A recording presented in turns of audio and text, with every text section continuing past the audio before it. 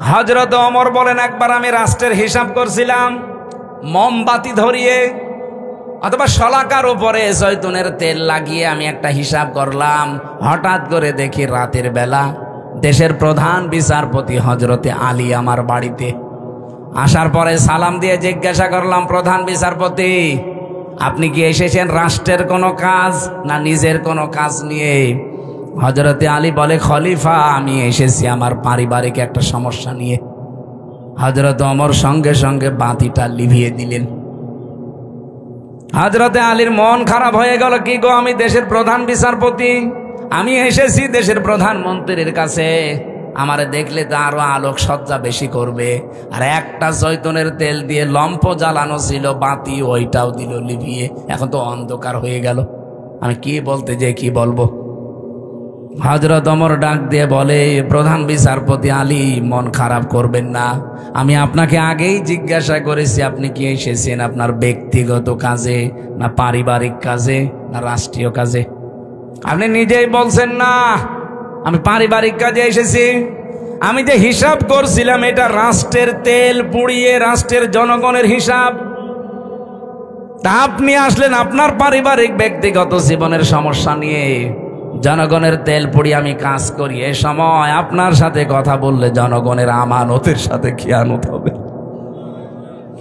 হযরতে আলী বলেন, এই দিন থেকে ওমরের প্রতি রাগ না মহব্বত যা ছিল, ভালোবাসা, এগুলো আরো আল্লাহ বৃদ্ধি করে দিয়েছে। দেশের 1628 জন মানুষ যদি এভাবে আমরা তৈরি করতে পারতাম, আজ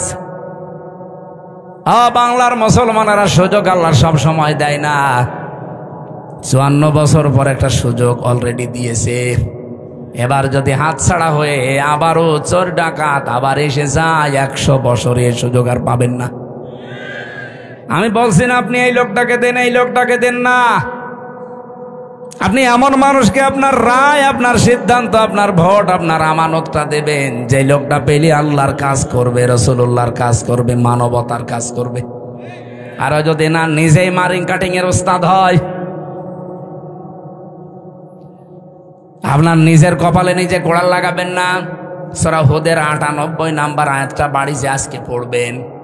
يقدم قومه يوم القيامة فأوردهم النار وبئس الورد المورود।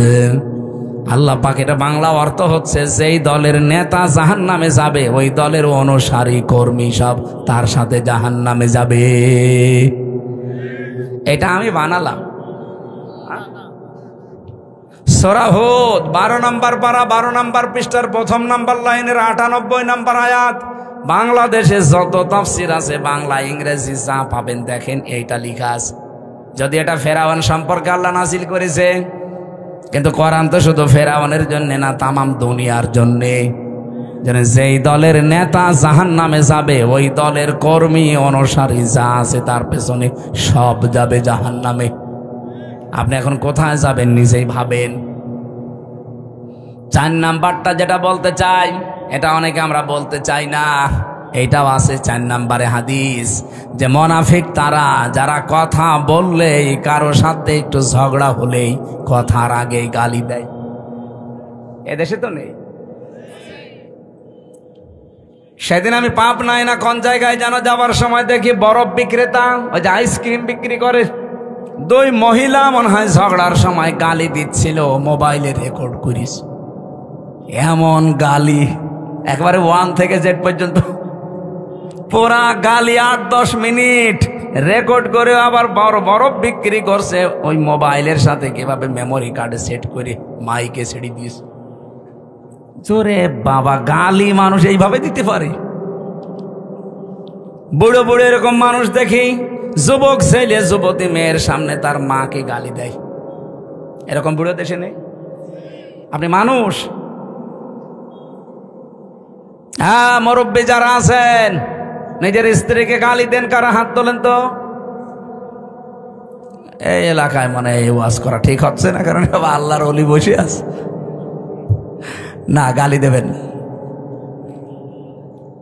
সম্মানিত মা বোন যারা এসেছেন, সম্মানিত মা বোনদেরকে বলছি, এদিকে তাকান। আপনি শুধু মনে করেন যে আমি নামাজ পড়ে রোজা রেখে কালো বোরকা পরে জান্নাতে চলে যাব না। স্বামী যাদের আছে জায়েজ কথাগুলো মেনে তাদের খুশি রাখবেন, না জায়েজ কথা মানার দরকার নেই। হযরতে খাদিজা জীবনে এক ওয়াক্ত নামাজ পড়েননি, একটা রোজা রাখেননি, জীবনে একদিনের জন্য পর্দায় ছিলেন না, কারণ এই বিধানগুলো নাজিল হয়েছিল সব তার ইন্তেকালের পরে।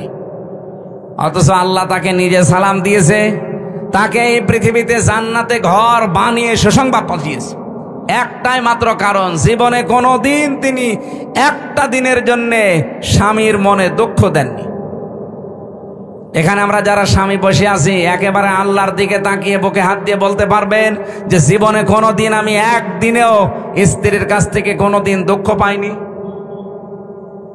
দেখেন, একটা স্বামী হাত তুলতে পারল না। স্টেজে এত বড় বড় হুজুর বসে আছে, কেউ পারছে না। এক মুরব্বী হাত তুলেছে, বউ আছে, থাকতে পারে, আলহামদুলিল্লাহ। ওনার বউ যদি এরকম থেকে থাকে আলহামদুলিল্লাহ। মা বোন যারা এসেছেন আপনি চিন্তা করে বলেন, এখানে হাজার হাজার স্বামী, একটাও আমরা হাত তুলতে পারলাম না। আমিও পারি নাই, কি করে তুলবো? মিথ্যে কথা বলবো কি করে? পারবো না। এই জন্যে আপনাদেরকে আমি সতর্ক করছি, আপনার আদর্শ যেন খাদিজাতুল কুবরার মতো হয়।